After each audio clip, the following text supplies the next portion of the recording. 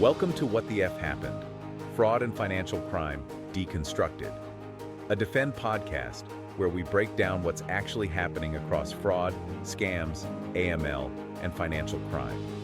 Each episode cuts through the noise to explain the tactics, trends, and real-world impact behind the headlines, so you're better prepared for what comes next. Let's get into it. Imagine an AI that autonomously infiltrates a corporate network. Like, it maps out the architecture on its own, actively hunts for weaknesses, and then executes a complete, devastating hack. From start to finish. From start to finish. Yeah. And it does this in 32 perfectly calculated steps, entirely unsupervised. I mean, it sounds exactly like the opening scene of a sci-fi thriller. It really does. But it actually happened. Yeah, this was a real event during the internal testing of a brand new AI model. Welcome to today's deep dive. Glad to be here for this one because it is, well, it's massive. It is. We've got an incredible stack of source material today centered around this deeply detailed analysis by Yinglian Shi at DataVisor. And our mission today is to unpack what Anthropic's newly released Claude Mythos model actually means for you. Because it does impact everyone listening. Totally. We're talking about the daily security of your own money, your personal data, and honestly, just the structural integrity of the entire global financial ecosystem. Yeah, the stakes couldn't be higher. And, you know, the source material features this striking, completely unforgettable image that I kind of want to anchor us on. It's this freshly painted, bright green picket fence. Oh, yeah, I love that metaphor. Right. It looks absolutely perfect from the curb.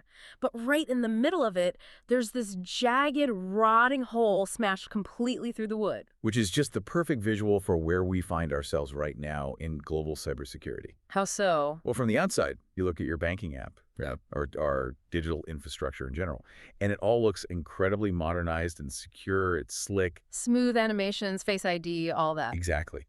But structurally, deep down in the code, there are these massive fundamental vulnerabilities that we have basically just painted over with a nice user interface.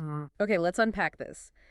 Because the scale of the disruption here it's just wild. And I think we need to understand what Claude Mythos actually is before we look at what it can break. That's a good place to start. So Mythos is Anthropic's new frontier, general-purpose AI. It sits completely above their Opus family in terms of raw intelligence. But here is a real shocker for me. The fact that it wasn't supposed to be a hacker. Yes. It wasn't explicitly built to be a cybersecurity tool at all. Its ability to hack is literally just a byproduct of it being generally smarter across the board. Exactly. And understanding why that happens is crucial here. I mean, Anthropic didn't set out to build the world's greatest digital lockpick. Right. They set out to improve reasoning, advanced mathematics, and long horizon tasks, meaning the AI's ability to plan 10, 15 steps ahead without losing this train of thought. Makes sense for a general AI. Yeah, but because it got so remarkably good at understanding pure logic and complex code, it naturally just became incredibly proficient at finding the flaws in that logic. So it's an emergent capability. Completely emergent. For example, during their internal testing, it autonomously found a 27-year-old vulnerability in an operating system called OpenBSD. Wait, 27 years? I mean, OpenBSD is foundational, isn't it? It's been around forever. It is. It's a highly respected operating system known specifically for its security. And Mythos didn't stop there. It also found a 16-year-old bug in a framework called FFmpeg. Okay, remind me what FFmpeg actually does. To put it in plain English, it's essentially the hidden software engine that almost every single app uses to play audio and video. It is everywhere. Wow. And that specific line of code had been touched something like 5 million times by automated security tools over the years. None of them caught the flaw, but Mythos just spotted it. That is wild. My analogy here is it feels like hiring a brilliant mathematician to do your taxes, right? Right. And while they're doing your taxes, they accidentally realize they're the world's greatest lock pickers just because they inherently understand the physics of doors. That's actually a really great way to put it. But finding a single bug is one thing. The materials highlight that it actively chained vulnerabilities together without human help. What does vulnerability chaining actually look like in practice? So this is where we move from theory to true danger. Chaining means the AI doesn't just find a broken lock and stop. Imagine a bank vault. Okay. Finding a vulnerability isn't necessarily blowing the vault door off. It's realizing, hey, the air conditioning vent in the lobby is slightly loose. Oh, I see. That's bug number one. Hmm. So crawling through that vent lets you reach a stick that was left on the floor. That's bug number 2. Right. You use the stick to knock a security guard's keys off a desk. Bug number 3. And then the keys let you into the vault. And it figures all that out on its own. Yes. Mythos didn't just spot the loose vent. It mapped out the entire sequence, chained those totally distinct flaws together, and created a working exploit to get into the vault. Okay, but if an AI that wasn't even specifically trained for this can figure out that sequence, how do we know where its limits are? Like, what's the ceiling? We honestly don't entirely know the ceiling yet. Independent groups, like the UK's AI Security Institute, they ran tests and verified that Mythos can successfully complete 73% of expert-level cybersecurity challenges. 73%. Right.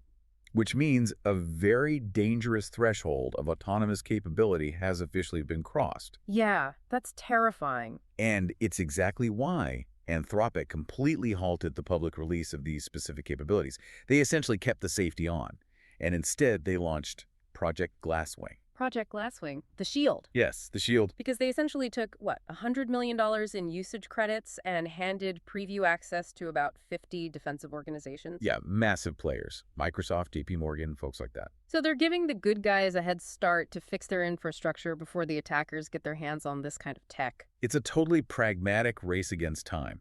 If an AI can find vulnerabilities at this unprecedented scale, the only responsible action is to let the defenders scan their own systems. Right, let them patch the holes. Exactly. Patch the holes before open-source equivalents of Mythos inevitably flood the criminal underworld. Because they will. So if we know Mythos is this accidental super hacker, what happens when it points its attention at the biggest target on Earth?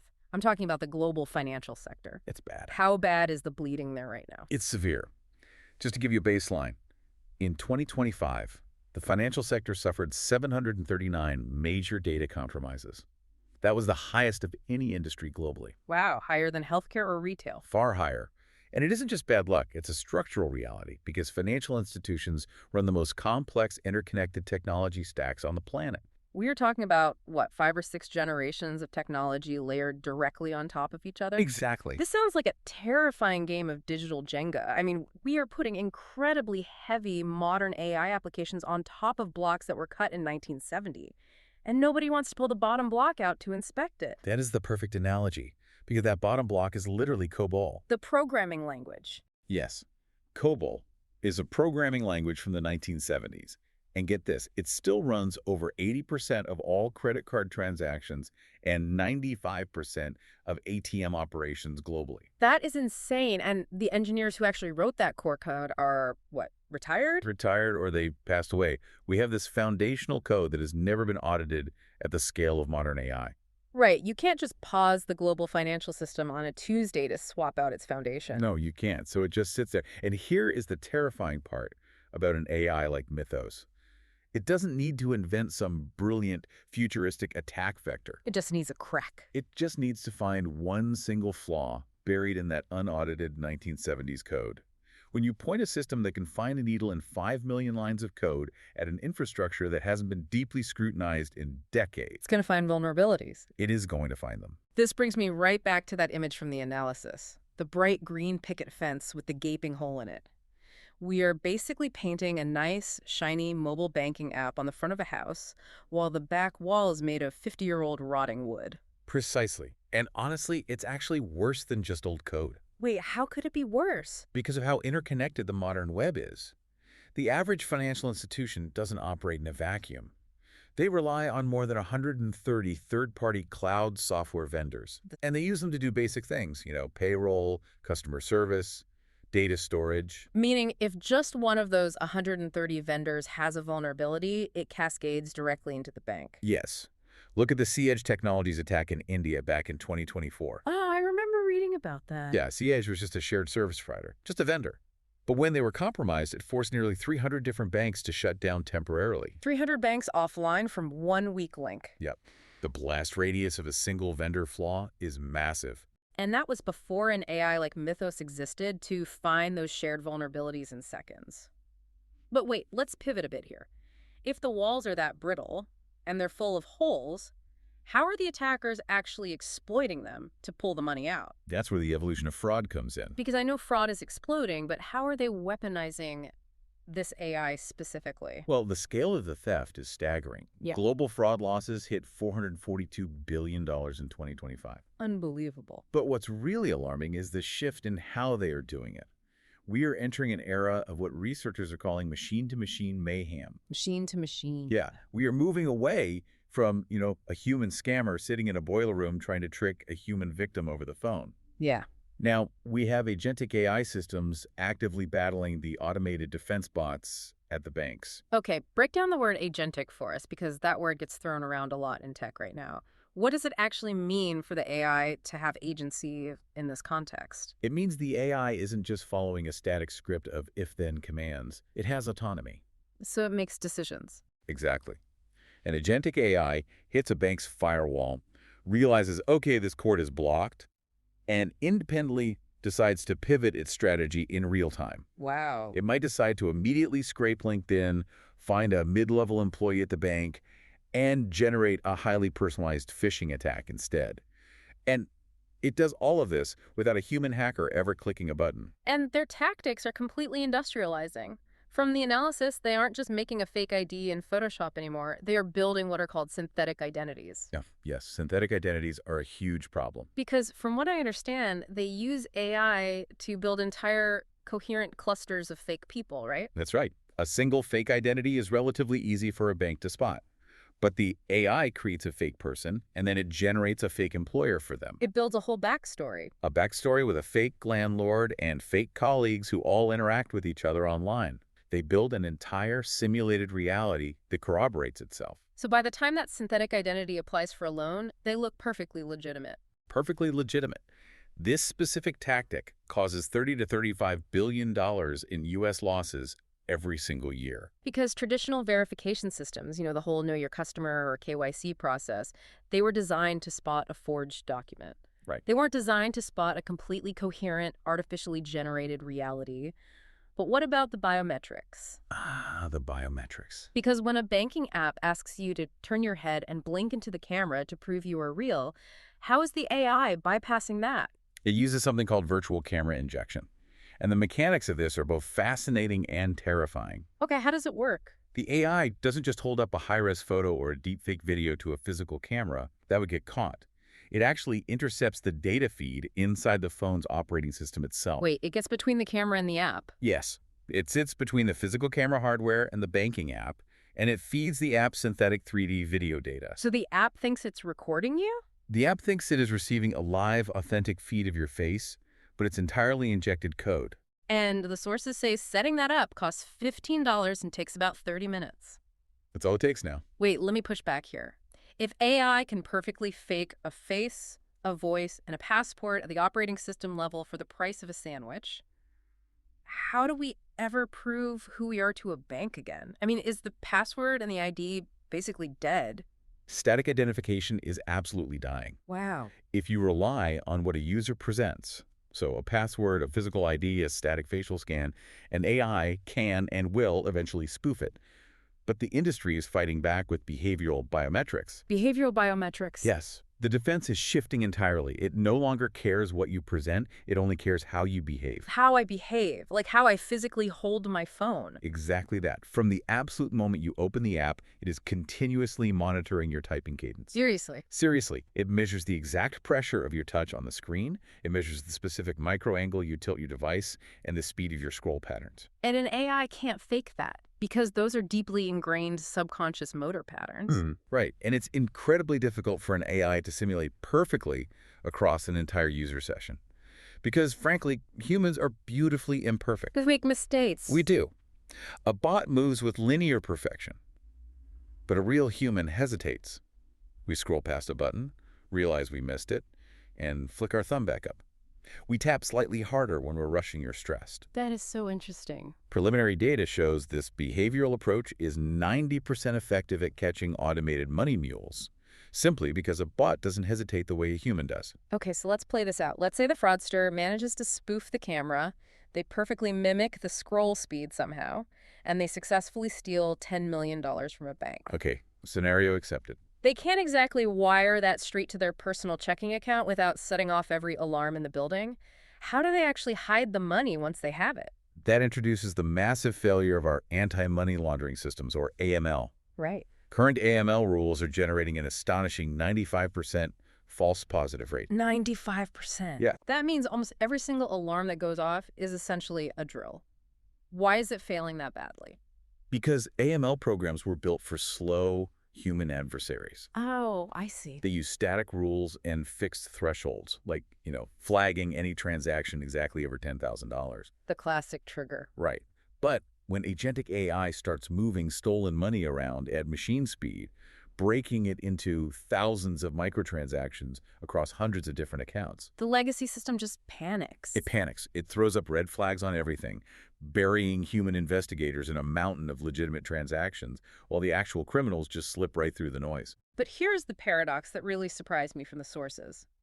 Crypto is actually ahead of traditional banking in catching some of this. It is a fascinating irony, given crypto's early reputation.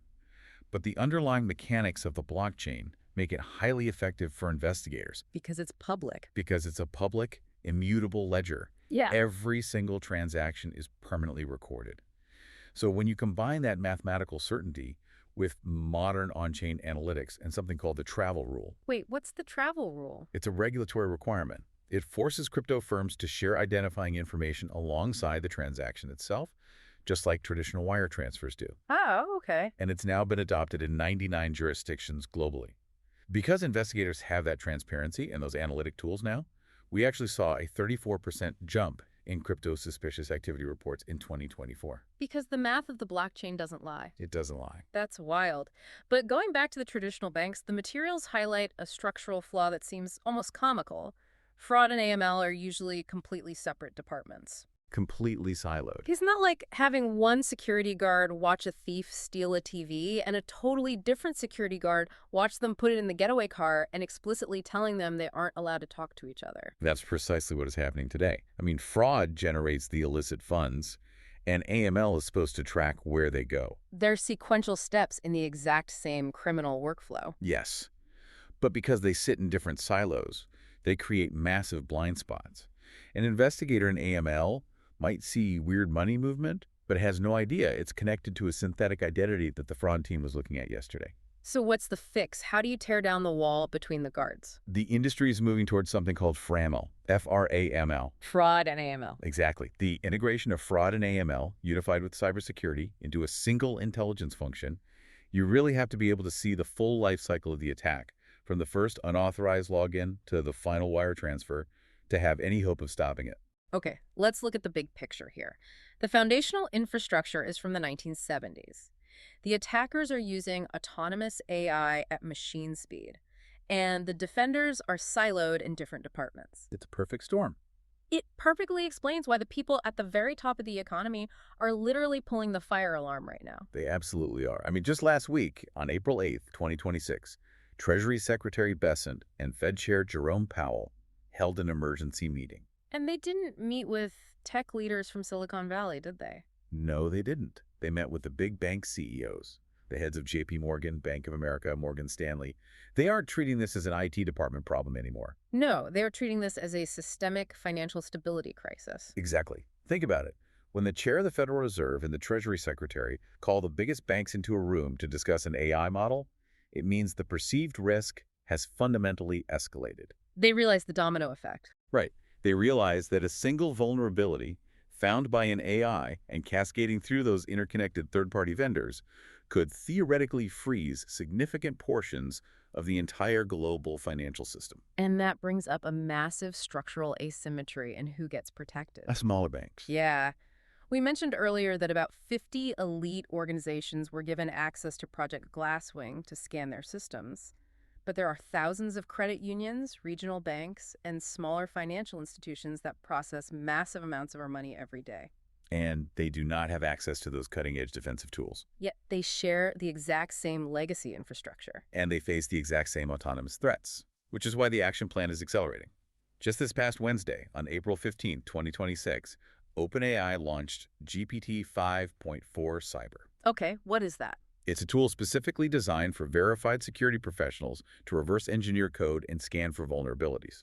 The mandate from regulators right now is that smaller banks need to use these tools immediately to pressure test their systems. But practically speaking, how do they do that? I mean, a smaller bank or a growth stage fintech is already spending anywhere from $300,000 to $800,000 a year just on basic human level compliance. Budgets are tight. They don't have the budget to hire a team of elite engineers to build an AI native detection system in-house. They don't, which is why the entire model has to shift toward compliance as a service. Outsourcing it. Yes. Third-party providers are stepping in to offer continuous transaction monitoring and behavioral analytics on a subscription basis. Smaller institutions have to outsource the technology firepower, even if they legally retain the regulatory accountability. He's trying to build this defense internally against an AI like Mythos is just a losing battle. It's completely impossible for a small bank. So what does this all mean for the timeline? If we only have this tiny window right now where the good guys have access to tools like Glasswing and GPT 5.4 Cyber, what happens when open source AI catches up? That's the million-dollar question. Because tech industry history tells us it always catches up. Is this basically a countdown timer for the global financial system? Unfortunately, it is. It's never a matter of if attackers get these autonomous Mythos-level capabilities, it is only a matter of when. Wow. The open source community will replicate these models, and bad actors will remove the safety guardrails. The only survival strategy for the financial sector is continuous adaptation. No more yearly checkups. Exactly. The era of running a security audit once a year, checking a box and walking away is completely over. We're moving to a paradigm where systems must be scanned, patched, and evolved at machine speed forever. That is heavy, but it's incredibly important to understand because your money, your mortgage, your personal data, they all live inside these interconnected legacy systems. They do. And the way you interact with your bank and the way you prove you are who you say you are is going to change permanently as a result of this AI arms race. We are definitely shifting from a world of static, point-in-time security to one of constant fluid observation. And, that shift comes with a profound societal cost that we are really just beginning to grapple with. Which brings us to a final, really chilling concept to leave you with today. We talked about behavioral biometrics earlier. Right, the new defense. How the bank defeats the AI by monitoring how hard you tap your screen, how quickly you scroll, the exact angle you hold your device, and the micro-hesitations of your thumb. Every little movement. Right.